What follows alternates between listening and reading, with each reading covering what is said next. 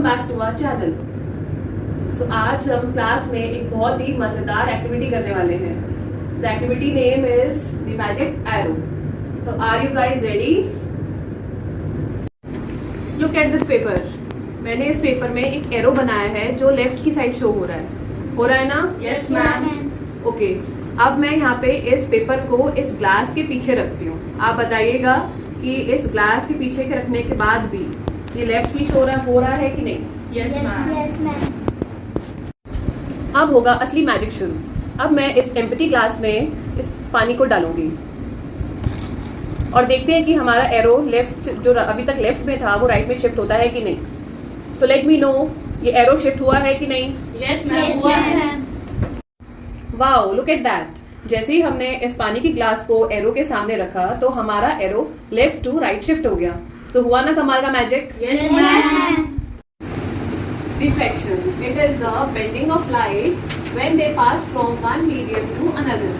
जब कोई भी लाइट वन मीडियम से अनदर मीडियम पे जाती है तो ऑटोमेटिकली वो बेंड हो जाती है। जब लाइट एयर से गुजरती है, पास होती है, तो वो बिल्कुल स्ट्रेट जाती है। एंड आफ्टर दैट अगर हम ग्लास में पानी डाल दें तो उसको अलग अलग चीज़ों से गुजरना पड़ता है।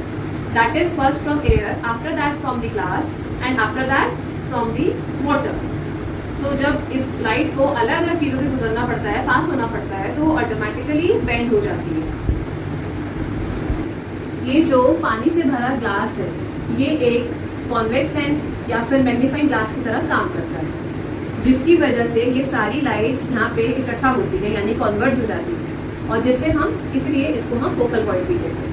यहाँ पर आने के बाद लाइट्स एक दूसरे को क्रॉस करती हैं और इसी क्रॉस कनेक्शन की वजह से जो एरो है वो हमें अपोजिट डायरेक्शन में नजर आता है।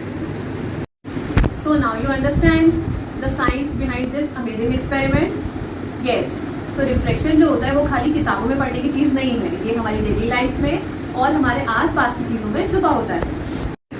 So if you like the concept behind this experiment, so please do like, share with your friends and subscribe my channel. तब तक के लिए keep following, keep learning, keep exploring and bye bye.